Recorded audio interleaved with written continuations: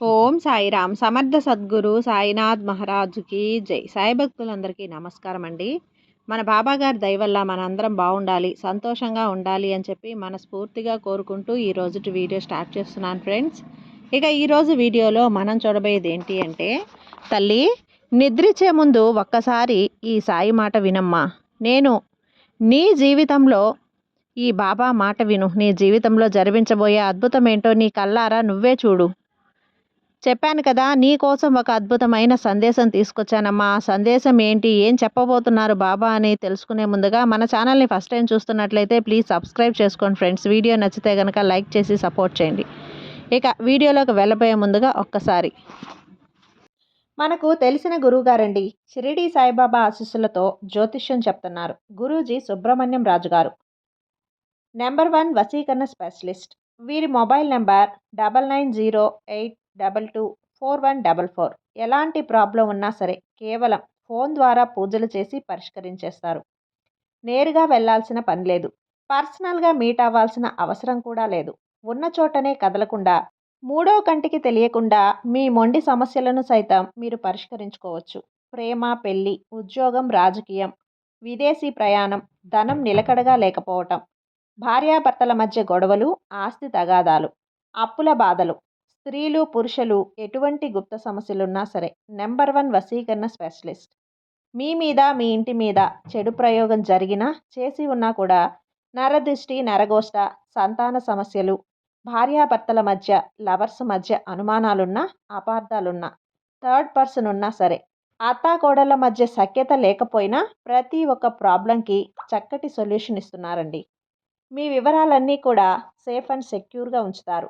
మీకే కాదు, దేశ విదేశాల్లో ఉన్నవారు ఎలాంటి ప్రాబ్లమ్స్నైనా సరే పరిష్కరించుకుంటున్నారు. ఎంతోమంది విదేశాల్లో ఉన్నటువంటి వారు, దిక్కుతోచని పరిస్థితుల్లో అయోమయ స్థితిలో ఉన్నవారు ఇప్పుడు గురువుగారికి కాల్ చేసి వాళ్ళ ప్రాబ్లమ్స్ని సాల్వ్ చేసుకొని ఈరోజు హ్యాపీగా లైఫ్ లీడ్ చేస్తూ చాలా సంతోషంగా ఉన్నారు. కాబట్టే స్క్రీన్ మీద ఉన్నటువంటి నెంబర్కి ఒకసారి కాల్ చేయండి. మీ ప్రాబ్లంని గురువుగారితో పంచుకోండి. ఖచ్చితంగా గురువుగారు మీ ప్రాబ్లంకి సొల్యూషన్ చూపిస్తారు. వీడియోలోకి వచ్చేస్తే, తల్లి నీకు ఒక శుభవార్త చెప్పబోతున్నాను. ఇప్పుడు నిద్రించబోతున్నావు కదా, ఒక్కసారి ఈ సాయి తండ్రి మాట విను. నీకు ఎలాంటి అదృష్టం రాబోతుందో, అసలు నా బిడ్డలకు నేను ఎలాంటి శుభవార్తను అందించబోతున్నానో నా మాటల్లో వినమ్మా. ఆ శుభవార్త కోసం ఈ సందేశాన్ని పూర్తిగా నువ్వు తప్పకుండా వినాల్సిందే. ప్రతి ఒక్కరూ కూడా ప్రశాంతమైనటువంటి మనసుతో ఈ సాయిని తలుచుకుంటూ ఈ శుభవార్త కోసం ఎదురు చూస్తూ బాబాగారు ఏ మాటలైతే చెప్పబోతున్నారో వినాలి అని ఆలకిస్తున్నావు కదా తల్లి, ఖచ్చితంగా విను. నీ సాయి నీ కోసమే షిరిడి నుంచి వాక్కు తీసుకొచ్చాను. ఎటువంటి శుభవార్తతో వచ్చాను అనేది నీకే అర్థమవుతుంది బిడ్డ. ఈ సందేశం ద్వారా నీ మనసైతే ప్రశాంతంగా ఉంటుంది. నీ మనసు పులకరించిపోతుంది. నా బిడ్డల కళ్ళల్లో ఆనందం చూడబోతున్నాననే సంతోషం నాకుందమ్మా. ఈ తండ్రి మాటల్లో విని ఆనందపడు.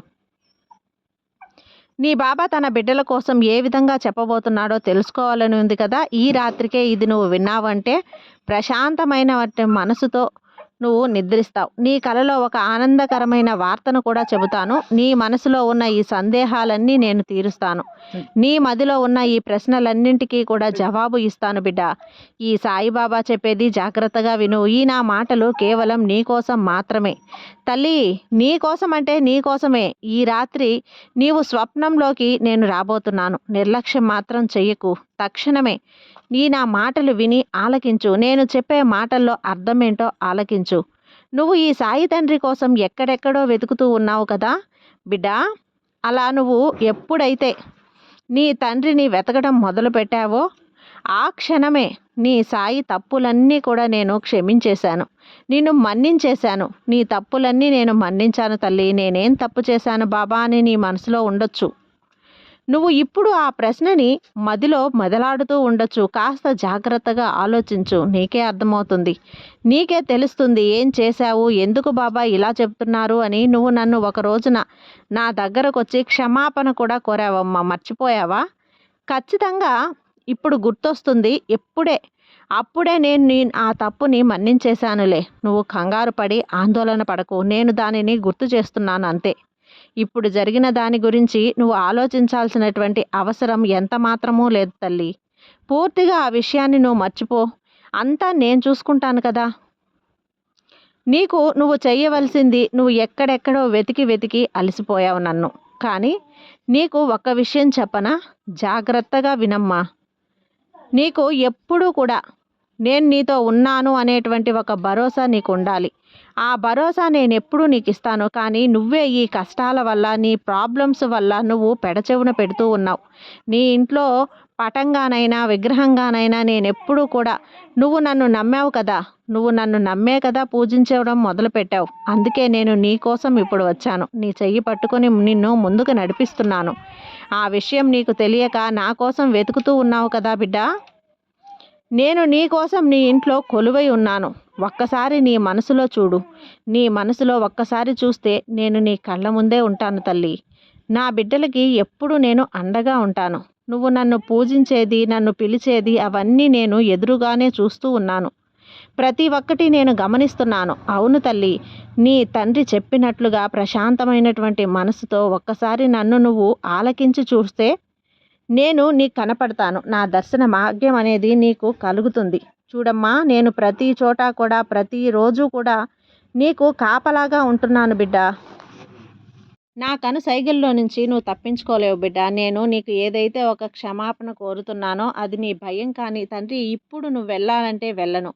నా బిడ్డల్ని నేను ఎప్పుడు నీడలానే వెంటాడుతూనే ఉంటాను. నేను మళ్ళీ చెబుతున్నాను విను. నీ వెంట తిరిగే ఆ నీడనై ఏదో ఒక సమయంలో నిన్ను విడిచి వెళ్తుంది. కానీ నీ సాయి తండ్రి మాత్రం నిన్ను ఎప్పుడూ వదిలి వెళ్ళనమ్మా. నువ్వు దేని గురించి భయపడాల్సిన అవసరం లేదు. దేని గురించి నువ్వు కంగారు పడద్దు. ఎల్లవేళలా నిన్ను నేను కాపాడుకుంటూ ఉంటానుగా. ఎప్పుడూ నీకు రక్షణగా ఉంటాను. నువ్వు ఒక్క విషయం గురించి ఎక్కువగా బాధపడుతున్నావు కదా తల్లి. నీ చుట్టూ ఉన్న వారంతా కూడా నిన్ను అవమానిస్తున్నారని నువ్వు బాధపడుతున్నావు. నిన్ను బాధ పెడుతున్నారని నువ్వు కన్నీరు పెట్టుకుంటున్నావు. అవును కదా తల్లి. అలాంటి సమయంలో నిన్ను ఎవరో కాపాడుతున్నారనేటువంటి నీకు ఒక ఆలాపన గుర్తొచ్చింది. అలాంటి సందర్భంలో ఇది కళ లేక నిజమా అనేది కూడా తెలియక చాలా ఆందోళనలో పడిపోయి ఉన్నావు. ఏం అర్థం కాకుండా ఉన్నావు. అదంతా నిజమే తల్లి. అదంతా అక్షరాల నిజం. నిన్ను నేను కంటికి రెప్పలా రక్షణ కవచంలా కాపాడుకుంటున్నాను.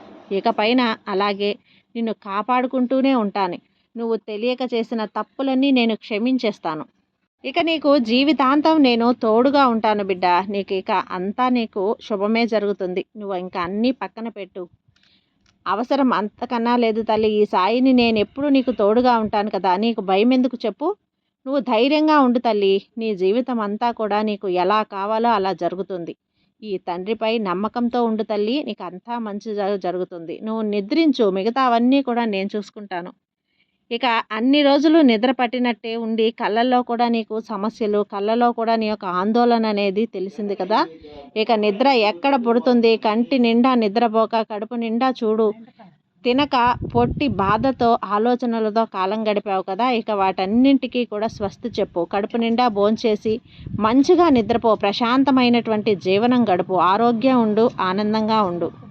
ఈ సాయి తండ్రి మీద నమ్మకంతో ఉండు బిడ్డ. నీకు అంతా మంచే జరుగుతుంది. నీ సాయి నీకు తోడుగా ఉండగా నీకు భయం ఎందుకు చెప్పు. సర్వే జన సుఖినో భవంతు. జై సాయిరాం.